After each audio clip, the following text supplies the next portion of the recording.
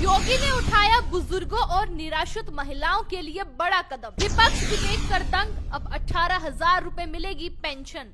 जानिए कैसे मिलेगा लाभ। योगी ने फिर ला दी बुजुर्गों के चेहरों पर मुस्कान।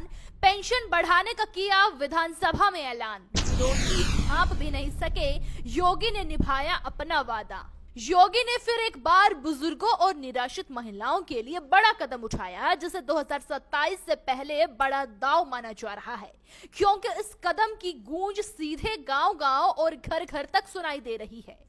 विरोधी देखते रह गए। योगी ने विधानसभा में 1,06,00,000 सामाजिक पेंशन धारकों के लिए पेंशन बढ़ाने का ऐलान कर दिया। इसका सीधा मतलब है कि अब हर लाभार्थी को 1,500 रुपए हर महीने यानी सालाना 18,000 रुपए मिलेंगे। आखिर इसका लाभ कैसे मिलना चाहिए, सब जानते हैं। दरअसल सामाजिक पेंशन के दायरे में वृद्धाजन, दिव्यांग और निराश्रित महिलाएं आती है। 2017 से पहले पेंशन की राशि बेहद कम थी। दिव्यांगों को 300 रुपए और अन्य को 500 रुपए हर महीने मिलते थे। योगी सरकार ने पहले इसे बढ़ाकर 1,000 रुपए किया और अब 2022 के संकल्प पत्र में किए गए वादों को निभाते हुए 1,500 रुपए प्रति माह करने का साफ रास्ता दिखा दिया। यानी हर महीने 500 रुपए की सीधी बढ़ोतरी, जो साल भर में 6,000 रुपए अतिरिक्त सहायता देगी।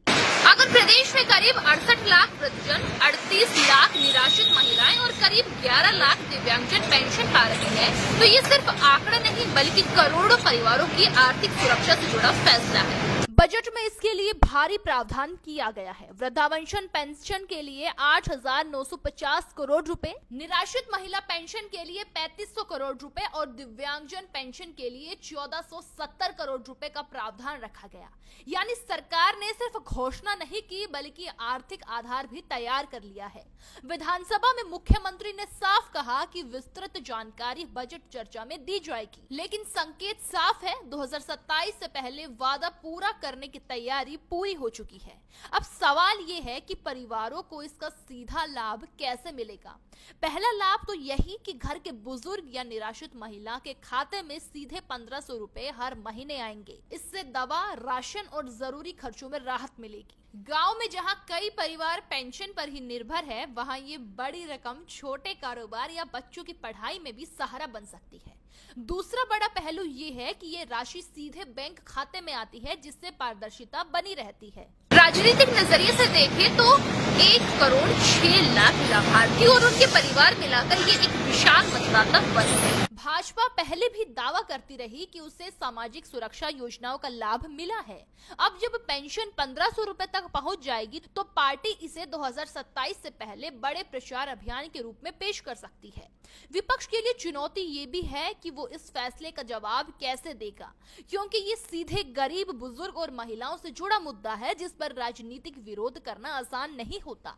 दोस्तों, ये भी ध्यान देने वाली बात है कि पेंशन बढ़ोतरी का ये कदम उस समय आया है जब 2027 का चुनावी माहौल धीरे धीरे बनना शुरू हो चुका है। भाजपा के लिए ये संदेश देने का मौका है कि उसने संकल्प पत्र का वादा निभाया, तो दूसरी तरफ विपक्ष इसे चुनावी रणनीति कह सकता है, लेकिन जमीन पर लाभार्थियों के लिए ये राहत की खबर है। योगी सरकार ने ये दिखाने की कोशिश की कि सामाजिक सुरक्षा केवल घोषणा नहीं बल्कि बजट में प्राथमिकता है। फिलहाल इतना तय है कि 18,000 रुपए सालाना पेंशन का ये ऐलान सिर्फ आर्थिक नहीं बल्कि राजनीतिक रूप से भी बड़ा कदम है।